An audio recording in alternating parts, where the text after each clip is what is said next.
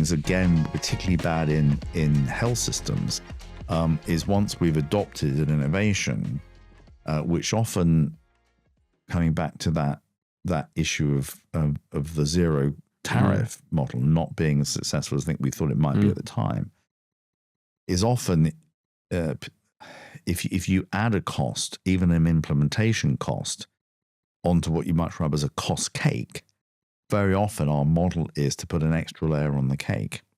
What we absolutely have to do is to pull a couple of layers of cost out. So we have to build models of substitution, innovation, adoption, rather than just additionality.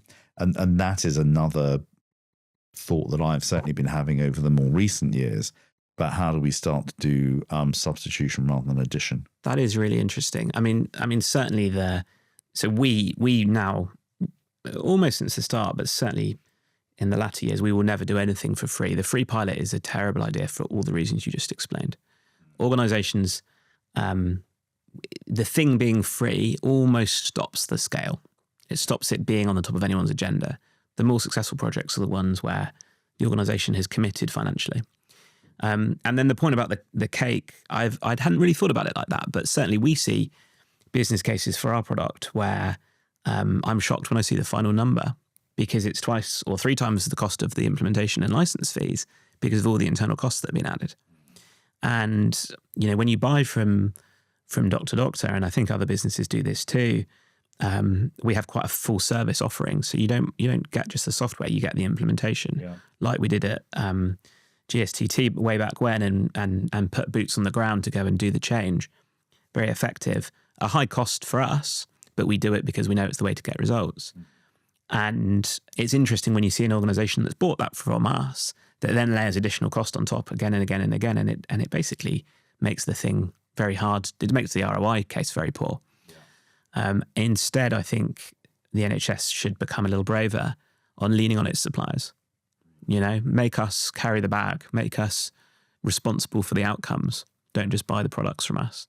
Well, I think that's spot on, Tom. I mean, I certainly think that implementation capability is a very powerful tool for companies to use to increase the number and speed of implementations.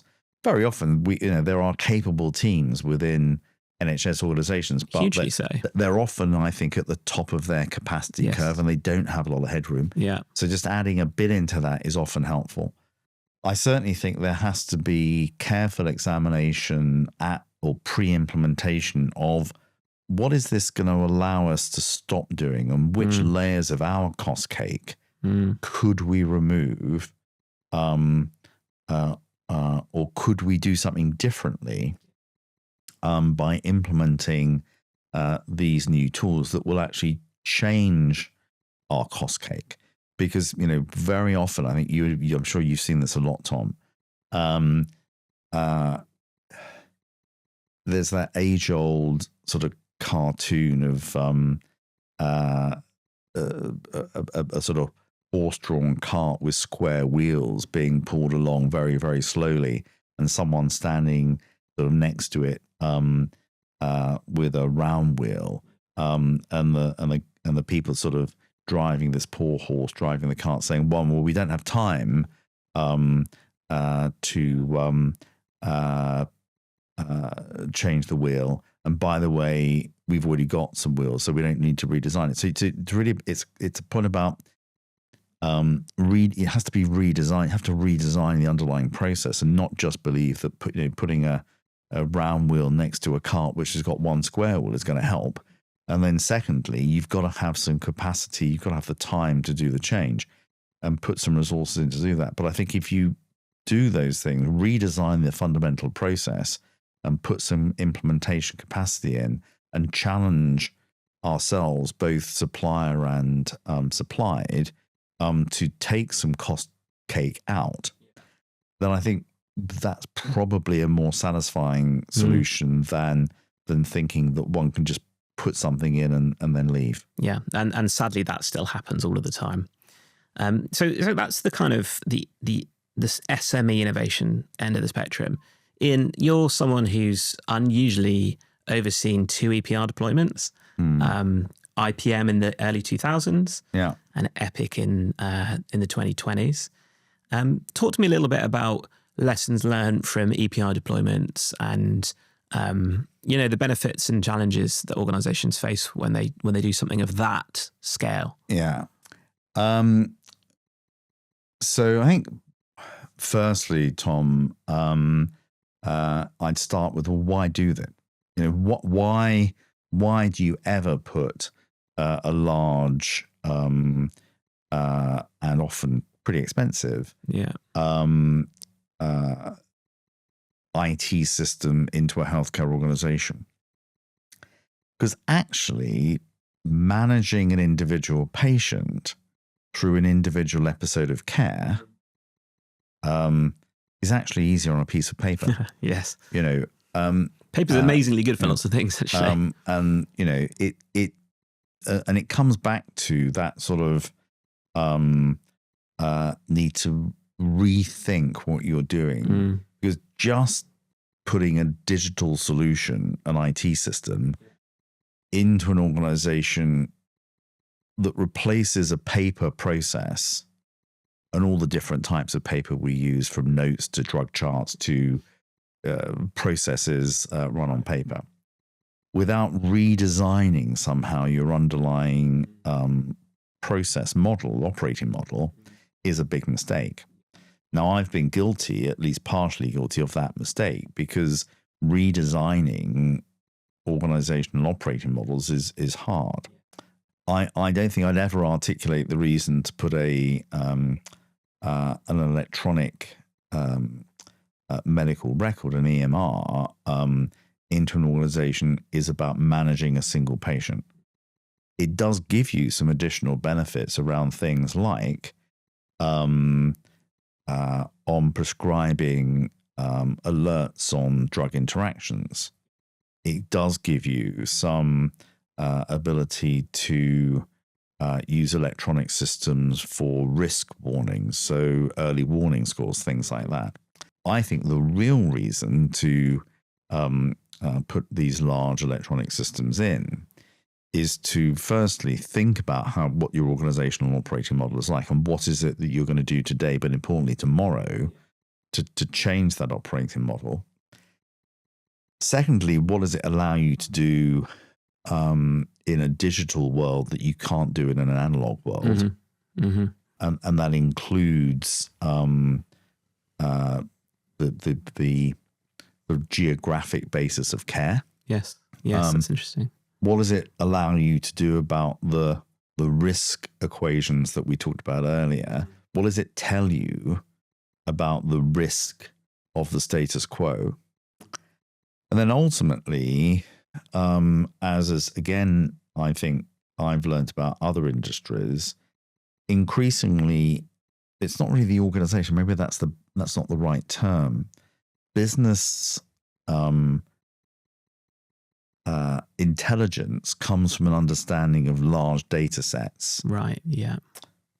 Not singular pieces of information. Can we draw trends across our sort of our population? Large combinations of data analyzed over time, which is very difficult to do on singular paper records. Yeah. So if I give you one example of that, and I'll come back to what was it actually like. One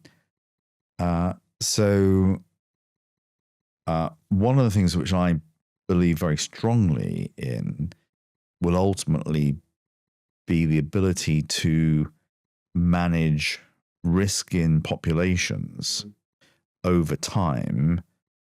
So, for example, if you think about the higher clinical risk groups within populations which are outside hospital. Hospitals are actually, and I'll say this with all due regard of my colleagues who are managing hospitals. Hospitals are relatively simple, linear places to manage. Yes. As are patient pathways in hospitals. They are relatively predictable. They have a beginning and an end, usually.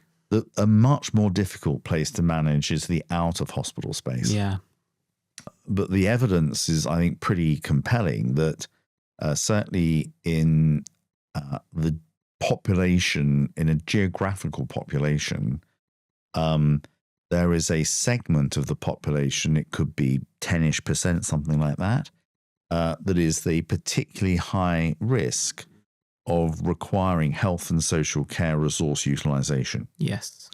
Understanding that group of people, finding better ways to help those groups of people have better management of their risk today, and therefore preferably a reduction in their risk tomorrow, and therefore better experiences of health and living than they are today, really requires you, I think, to have the ability to interrogate large data sets with predictive capabilities.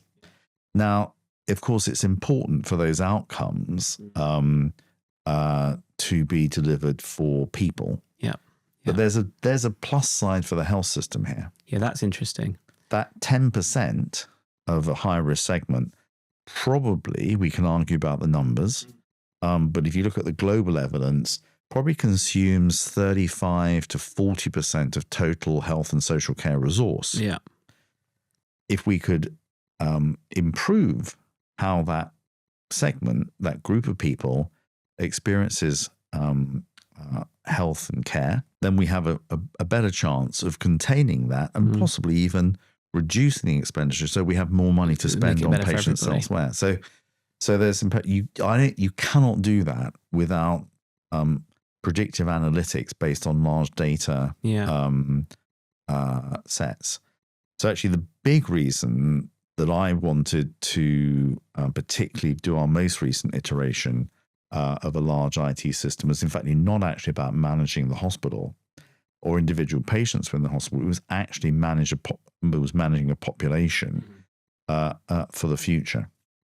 The implementation itself was hard work. Yeah, I bet. I mean, for lots of different reasons, the healthcare EMR software market has contracted. There are relatively small numbers of significant players,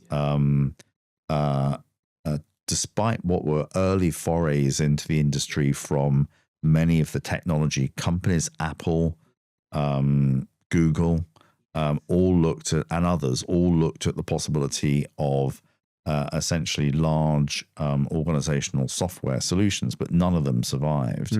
The choice within the market is relatively limited. We thought about new solutions pretty hard. Yeah. And then at Guy's and Thomas's, we opted for Epic, which is an American system well used in academic centers in the US.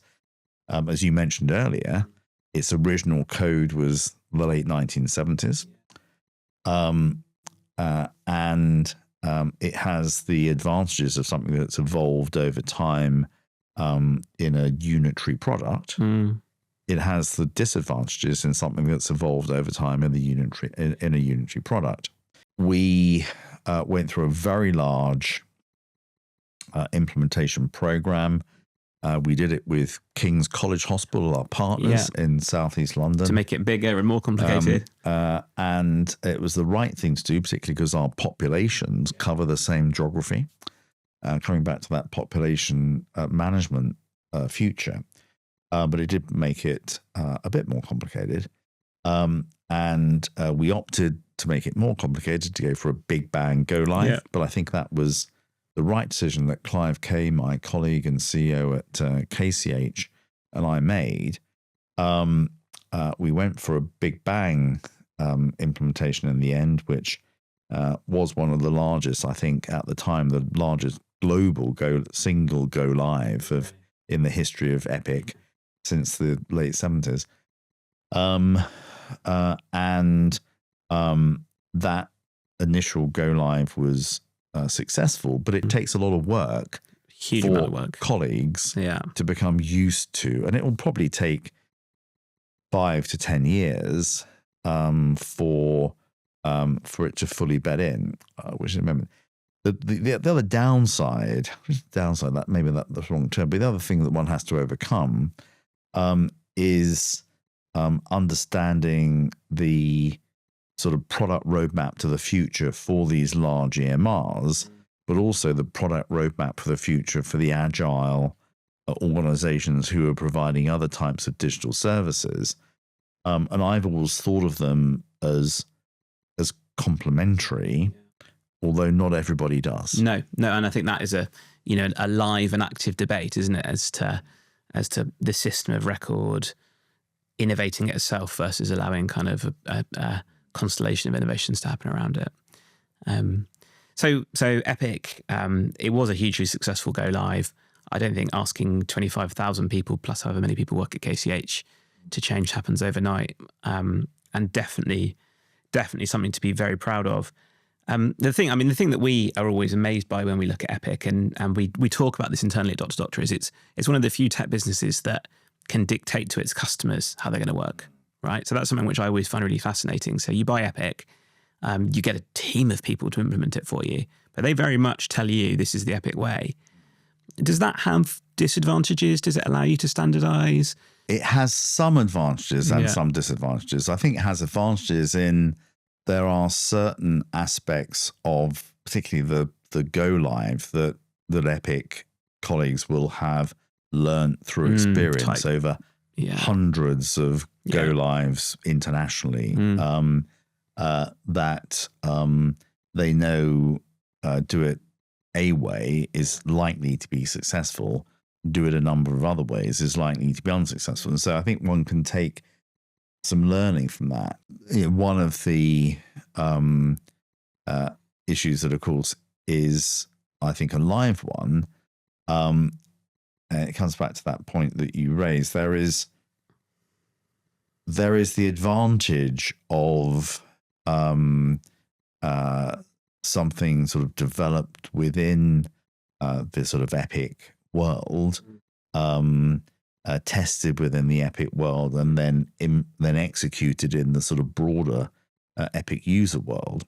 In that type of iterative process, there is a time sequence, and I think it's an interesting question within healthcare organizations around the types of time sequence one can best use. Yes. So in a world where, and I think the big changer is, for example, artificial intelligence and particularly generative AI and agentic AI.